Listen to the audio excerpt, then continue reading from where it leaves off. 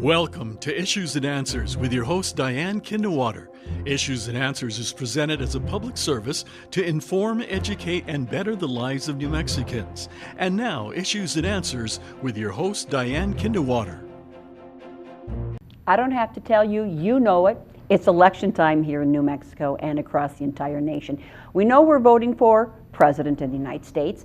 This year, November 5th, Tuesday, we're not electing a governor. We did that 2 years ago. But all of the legislative seats in the state legislature are up for grabs. That's 70 representatives in the House and 42 state senators. As well as statewide, we have Senate, U.S. Senate, and also some congressional seats that are open this election. So I don't have to tell you, it's a very important election. Now here on Issues and Answers, as we try to do each year, we invite candidates on the program. We don't have enough airtime to invite everybody, so we are inviting candidates who represent a part of Bernalillo County. And today I'm going to tell you about my guest. It's something I have never said before, something that you probably have never heard about, something that is very unique. How often do I get to say that one of my guest today for State Senate, and that's State Senate District 12, has had the honor of being trusted with the country's nuclear codes. How often have I said that? Never. Have you ever said that? Well, today we are going to meet Jay Block.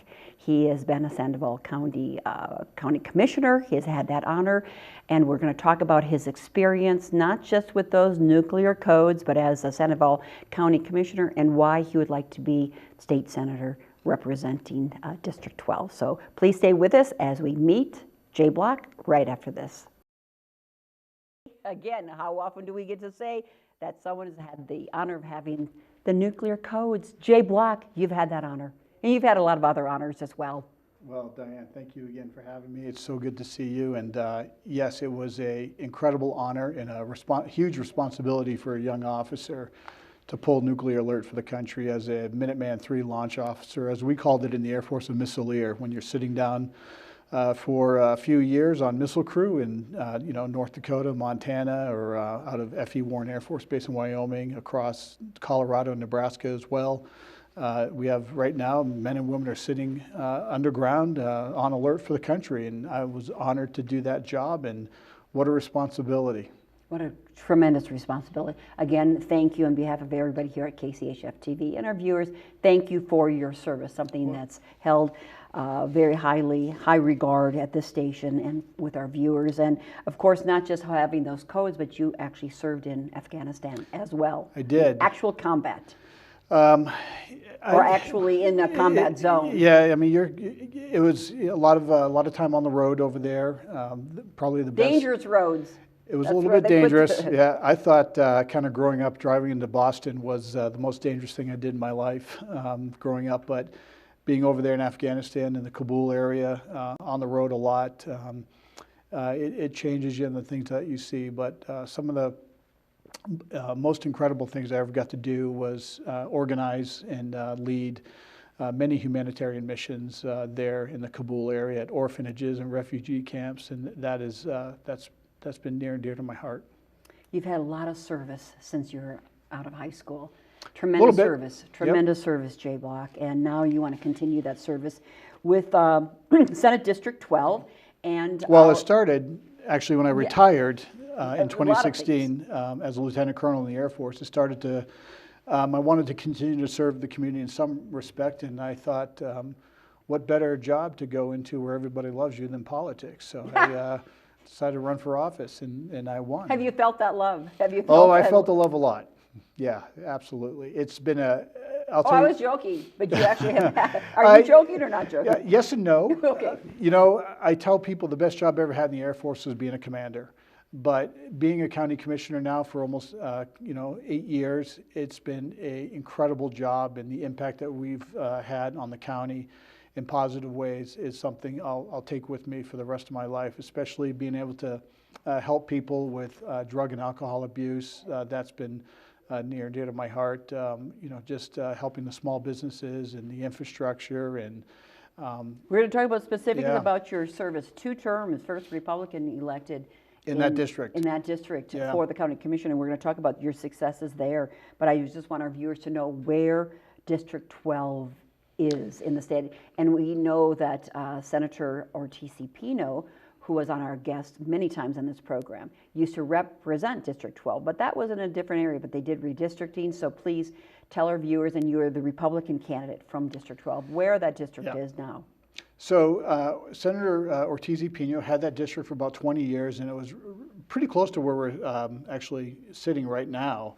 So when they did the redistricting, because Rio Rancho and Sandoval County grew so much, they had to redraw the lines, and basically Senate District 12 is, it's a lot more detailed than this, but think of Northern Boulevard. It goes as far as Northern up in Sandoval, in Rio Rancho, all the way down to basically the Paradise Hills area. And it stays on the west side of 528.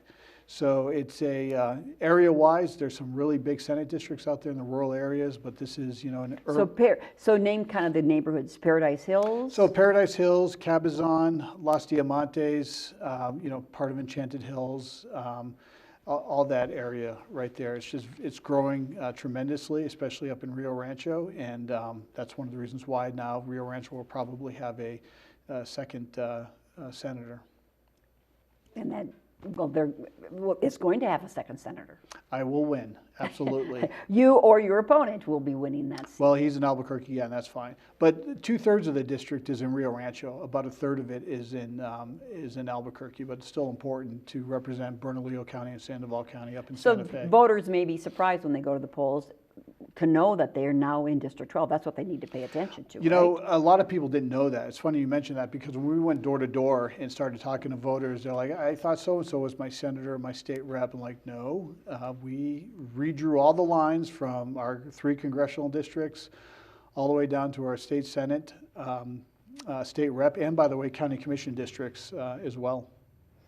You, again, served in Afghanistan. You were retired as a lieutenant colonel in 2016, and then you've been in the private sector as a nuclear consultant and business developer. Again, I don't talk about nuclear consultants very often. Yep. That's been your career. Tell me a little bit about your career. On the private side? Mm-hmm. So I moved here from Germany. I was the deputy commander for all basically NATO nuclear forces over there in Europe on the American NATO side, which was an incredible experience. And when I came here to Kirtland Air Force Base in July 2015, I've been to New Mexico several times for nuclear schools, and I had a choice to either come to Barksdale or Kirtland, and I was, you know, pushing for Kirtland. I really love New Mexico, enjoyed being here several times over my career.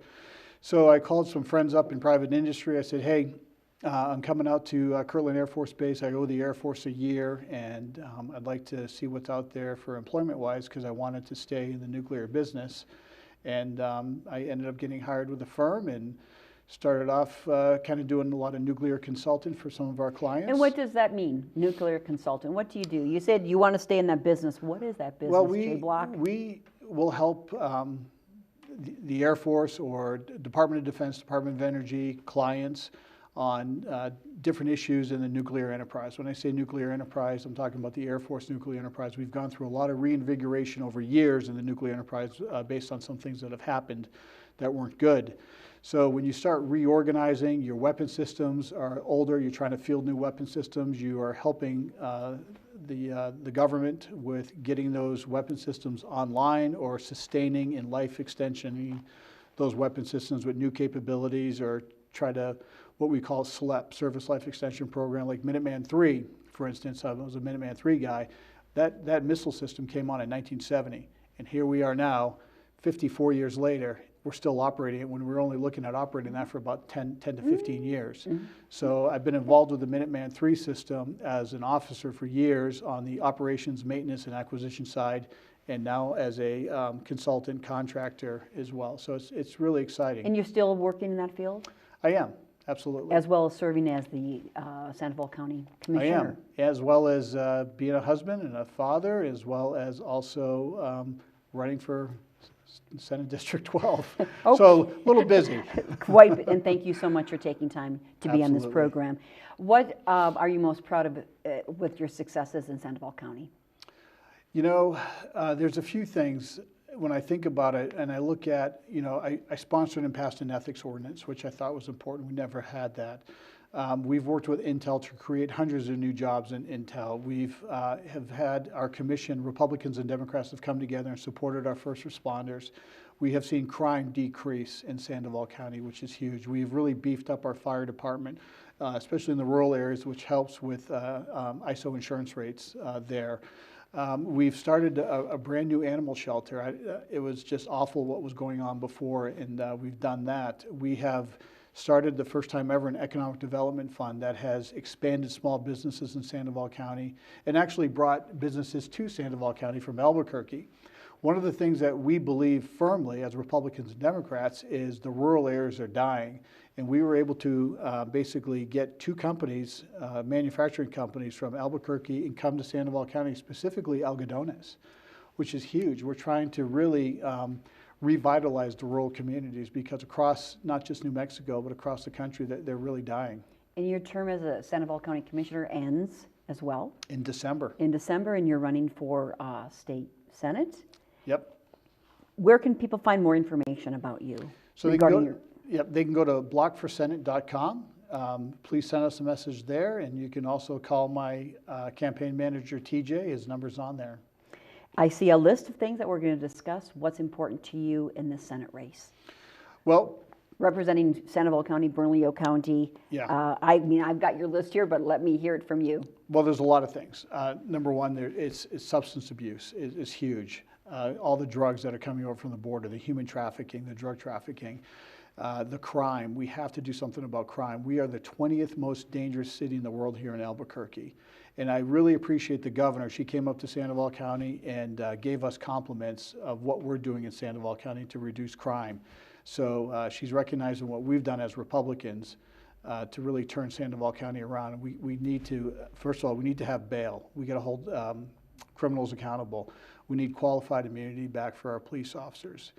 Those are some things that we can do. And what's qualified immunity? It's basically, it protects police officers from getting sued, from losing some of their... And we've lost that. And we've lost that. And we've lost the bail. We've lost the bail.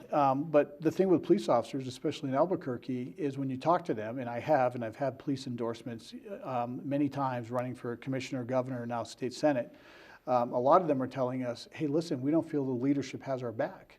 And this is why police officers don't want to be putting their lives on the line. Sure. Or their way of life on the line, because there's trial lawyers out there that just go after these guys left and right. So I think that needs... having the qualified immunity. Yeah, I think that protects them. And they need to be protected because they do a very, very difficult job. And by the way, I look at police officers, when they get up in the morning, put that uniform on, they're going into a combat environment. You just never know what you're going to see when you pull over a car or you're talking to somebody on the street. You never thought of that. I mean, I understand soldiers, when they put their uniform on, feel like they're in a combat environment. It's like when we were in Afghanistan driving around and we're stopped somewhere and you had people surround our vehicle. You just don't know. And it's the same thing for a police officer. These men and women, they're human beings. They have issues with family. They're all going through things as well, like all of us are. And when you start criticizing them to the nth degree and questioning them on split-second decisions, it's very tough because they are in a combat environment. That's how I look at it. So the drugs, fighting the crime, and a lot of that has to do with securing the border. Absolutely. We have to secure the border. I've been to the border here in New Mexico. I've been to the border in Texas. We just had a Senate delegation go down to the border near St. Teresa. In fact, we just heard the governor on a taped phone call that was released talking about the border and how she's having a lot of issues with it. So that's something that we kind of knew for quite a few years. We've known this for a long time, since 2021. It's just been horrible what's been happening, and New Mexico is right in the middle of it. The other issues, education, we're worst in the nation. We have to fix our educational system as well. We have to fix our infrastructure. That's huge. We have to stop growing government. Infrastructure, we have a lot of money. Thanks to the oil and gas industry, a lot of money to fix infrastructure. And we have to treat our oil and gas industry very, very well because they support this state wholeheartedly. We have over 100,000 direct and indirect jobs that come from the oil and gas industry. And you mentioned stopping the growth of government. I understand our population here, J-Block, hasn't really grown that much over the past decade. Well, government's getting richer and richer, and but I mean, we haven't grown popular people. have not grown. Yep. But our government has grown. Absolutely. And we have to figure out what's going to be the role of government. And personally, I think government is way too big. It passes way too many regulations. We're getting the small business people. We've attacked them during COVID by shutting them down, which was, now we found out that was a huge mistake. That should never have happened. We shut our schools down, and our kids are so far behind now from where they should be. Even though the high school graduation rates are up, that doesn't mean our kids can have the skills that they need to go out into the workforce. Also protecting students, children from radical gender ideology. Tell me a little bit about that. It's real and simple. about what's going on in our school. I think that parents should have control over their kids.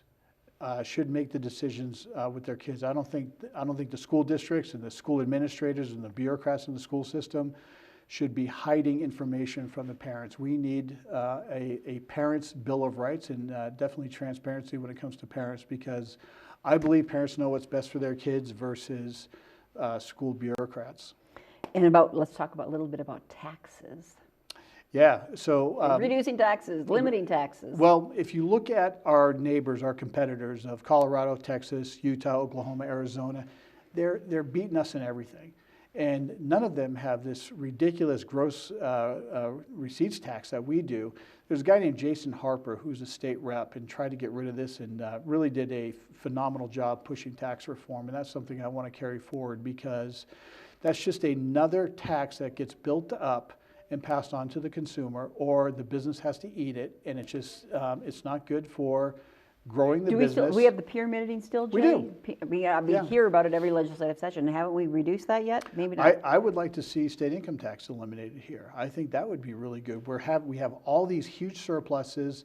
Let's give money back to the people, especially in these record inflation times that we've been living through. I mean, I always talk to people at the grocery store at Smith's that I go to up there on golf course in McMahon.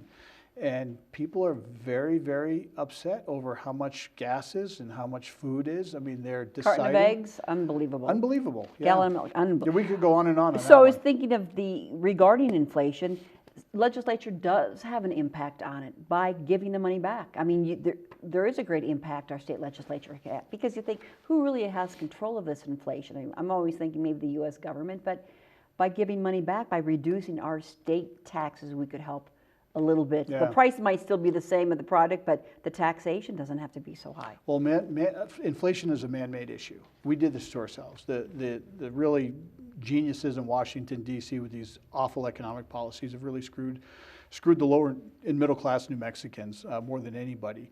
But here we are. We're forced to have a balanced budget in New Mexico, which I completely favor. We need that. But we have all this billions of dollars of surpluses, which could be given back to the taxpayers in some type of voucher, or we could actually increase the tax base by getting rid of the state income tax. You see other states that do that, and they do real well. We're a big tourist state. I love it when people come to New Mexico and spend money and buy things and pay the sales tax. And That's there's a difference stuff. between giving back our own tax dollars. It's not a government handout.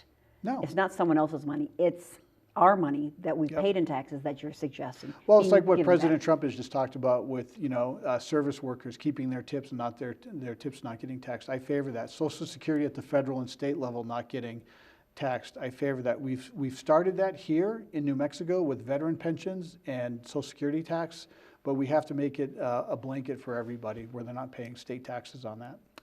So you want it for veterans, for seniors, but also for everybody. That's the Social Security.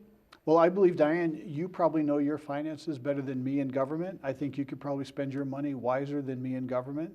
And I believe that you're a lot smarter than the people in Santa Fe. Voter ID I wanted to laugh, but I'm not going to laugh. Voter ID, giving people confidence in the elections, Jay Block. Listen, the Democrats argued the 2000 election for years. They said Al Gore won that election. The Democrats said in 2016 Trump's illegitimate president. He didn't win. Stacey Abrams in 2018 in Georgia, and then we got the 2020 election with Trump. Let's have election integrity where we make it very, very difficult to cheat. But we have to make sure everyone has the right to vote. And by the way, Democrats favor voter ID overwhelmingly. And when you look at voter ID turnout in some of the states, like for instance, Georgia, a couple of years ago, Major League Baseball moved the All-Star game from Atlanta to Denver because they said the voter laws that were passed there were voter suppression. Well, it turns out they had record numbers of voters in the Senate race in Georgia. Unbelievable. We need voter ID. You and I have an ID on everything. Voter ID. I show it a lot, except when I showed a vote. lot. I In show it a fact, lot. when I adopted my cat at Watermelon Ranch in Rio Rancho, I had to show an ID. It's just ridiculous. Voter ID is such a common sense you're a cat person, okay. Yep. Vouchers, a choice, giving parents a choice. You're talking about improving education. I think there's, I don't know what, 8 or 9 or 12 states now that do offer vouchers? No. Well, school choice, it's up to about 25 states now, and they're trying to get to a couple more states by 2025. So How many are we up to? It's about 24, 25 states have school choice in the country. But not here? No. Okay. No, of course not. It's because the teachers union, they control everything here. They control the governor, they control all these Democrat far-left politicians, and it's the teachers unions that kept the schools shut down here that hurt our kids tremendously, and they still haven't recovered. It's going to take decades to recover. But when you look at, listen, here's where I come from on this. New Mexico has failing schools. So why is the government forcing parents who care so deeply about their children's education? One of the most important decisions we make as parents is where our kids go to school. And yet the government is saying, and the teachers unions are saying, no, you're going to stay in that failing school and you're going to like it. That's Are you not passionate, right. J Block? Are you passionate about these? A little bit, but you know, you look at, I believe in a capitalist competitive society. Public schools should compete with charter schools, private schools, home schools. They should all have the resources to compete against each other, and we as a country benefit from that by having the best kids come out with better skills. We have just 2 minutes to go. Yeah, We that was covered quick. a lot of the topics. Republicans, conservatives in the state legislature are at a minority. Yeah, Elections count. yep. What would you like to say in these last 2 minutes to viewers that I have not touched upon? Listen, you know, I've worked with Democrats over my 8 years on Second Amendment, on land issues as well, on economic development issues, on first responder issues. I look forward to going to Santa Fe and representing the people of District 12. I'm not just representing Republicans or independents or libertarians. I'm representing Democrats. I'm representing everybody. I want to be their state senator where they can pick up the phone and call me, and I can talk to them and say, this is why I'm not supporting this, or this is why I'm supporting this, and just kind of explain it to them and have a conversation with them. And I think that's important because there's just too much political heat and tension and violence in this country, and it scares the crap out of me, quite frankly. Jay, how else can people reach you? Again, tell us your website and where District 12 is. We've got 30 seconds. Again, go to blockforsenate.com and you can get in touch with my campaign manager, TJ. He'll set you up. We're looking for volunteers. District 12, it goes as far north as Northern in Rio Rancho and as far south as Paradise Hills in northwest Albuquerque. And it is on the west side of 528. Very good. Thank you so much again for Thank your you. commitment to our country, to our state, to the county of Sandoval, and now what you want to do is represent part of Bernalillo and part of Sandoval County as their state senator from District 12. Jay Block is my guest, and again, he's the man who's had the honor of having the codes for our nuclear weapons. Thanks for watching this program. I'm Diane Kinderwater. Make it a great day, and we hope you have a wonderful year. And we are looking forward to election time. Again, that is going to be Tuesday, November 5th. Remember to vote. Thanks again. Bye-bye. Issues and Answers with your host Diane Kinderwater is presented as a public service to inform, educate, and better the lives of New Mexicans.